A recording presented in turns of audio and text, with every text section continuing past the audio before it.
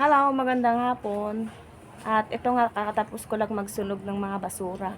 Ayun, oh, nakikita nyo yung usok doon? Yun. Doon ako banda nagsunog ng mga basura. Bago pa ako maligo kasi, pasensya na, amoy usok ang person. Naalala ko pala yung darak ng aking pinakuno kahapon. Kailangan ko pala yun ilagay doon sa lagayan para hindi mabasa. Ay, ang liwanag. Ito, oh, isang sako. Ilipat ko dito sa may plastic. Kasi kung dito lang, kada hapon na ulan, hindi naman natin alam yung bigla-bigla na lang darating yung ulan. Kaya ilipat ko na dito para hindi mabasa. Maalikabok pa naman.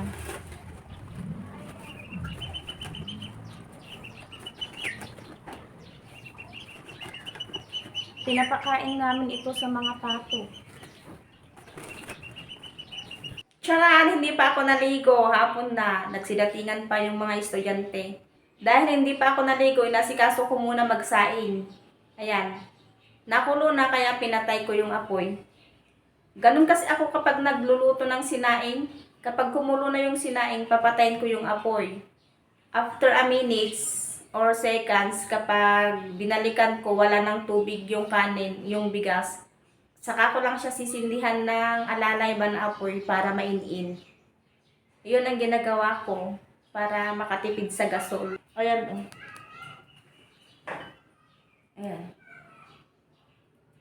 May tubig pa kaunti. Maya-maya ko nasindihan kapag nawalan na yung tubig niya. At saka, maliligo na rin ang person. Grabe, ang lagkit ko na. Ayan, nakaligo na ang person. Ang oras ngayon dito sa amin ay 6:30 na ng gabi. Pero tignan nyo naman, ang liwaliwanag pa rin. Parang alas 4 pa lang ng hapon. 30 na ng gabi sa mga oras na ito. Grabe pa rin yung taas ng araw. Ayun, oh.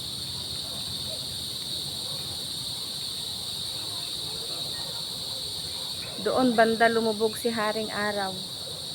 O, tignan nyo naman, ang liwaliwanag pa rin. Parang hindi gabi. Ayun, oh. Ayan. Good evening at tuluyan ng gumabi ang paligid. Ngayon, may inuwi yung aking anak na libro.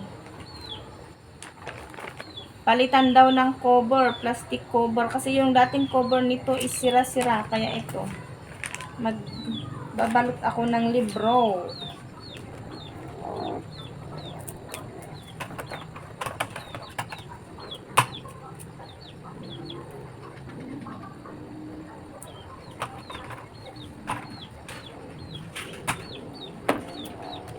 Hello, magandang umaga. Dahil coffee is life ang person, ayan, mainit na yung tubig, kaya ilagay ko na dito sa mahiwagang termos para hindi maubusan ng mainit na tubig pa. Diba? Ngayon pala ay araw ng Sabado. Kahit saglit lang, makapagpahinga ba naman ang tenga? Kada umagang baon. Alam nyo na sinong makarelate dyan.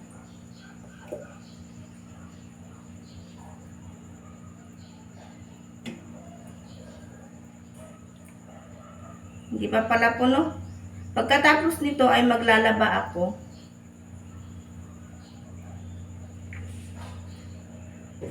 Buti na lamang ay bumalik yung kuryente. Nag-burn out kagabi kaninang madaling araw. Kababalik lang kanina alas 5.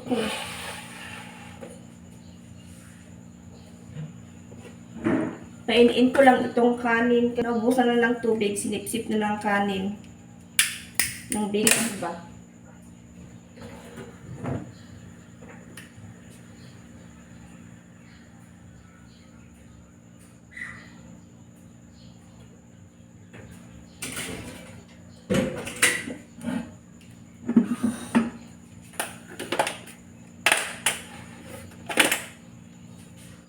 Ngayon naman, sunod kong gawin ay asikasuhin ko na yung labahin ko. Nilabas ko na kasi nandyan sa labasan. Bago yan, coffee muna. Kape tayo.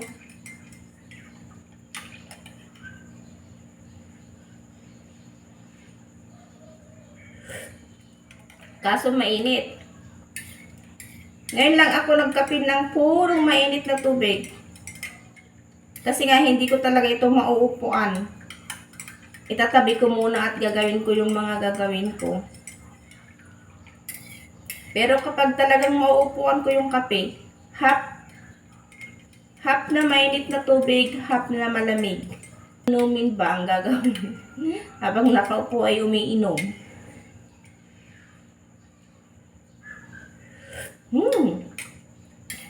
Sarap ng kape sa umaga. Maganda ang panahon ngayon. Siguradong grabe na naman ang tirik ng araw at init. Yan. Good morning!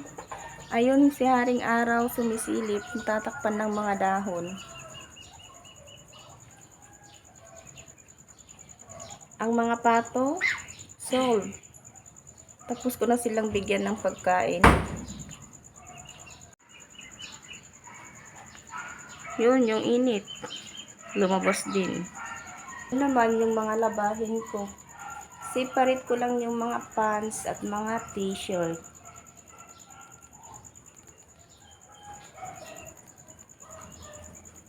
Maliwanag na alas 5 pa lang ng umaga. Grabe na yung sikat na Haring Araw. Oh. Sinisiparate ko lang yung mga pants at saka t-shirt. At kapag ako nagwa-washing kasi yung gagamitin ko ngayon, binabaliktad ko bago ko ilagay sa washing.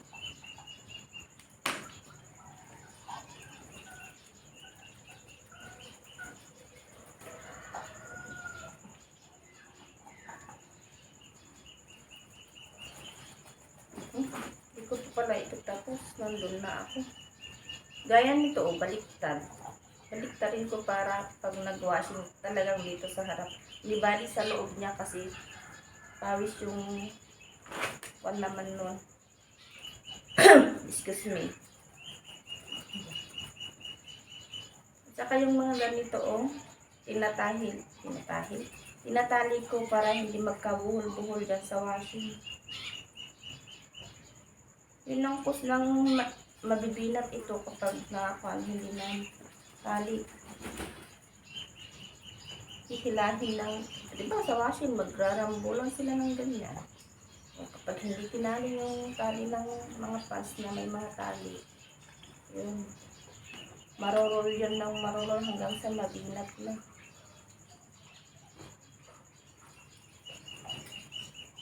Saka hindi ko sinasamang i-washing yung mga panloob, saka yung mga puti. Hindi naman kaya ng washing yun. Lalo na yung puti. Saka yung mga panloob masisira. Sira na nga, lalo pang masisira. Tsa!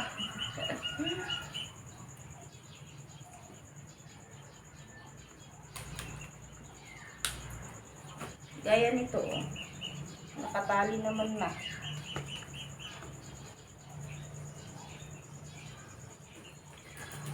Ayun, inin-in ko na yung kanin. At habang naiin-in yun, ginagawa ko naman na yung iba kong gawain. Diba? Yun ang tinatawag nilang productive hour. Tsa! Kala mo naman busy. Yan, tatali ko to.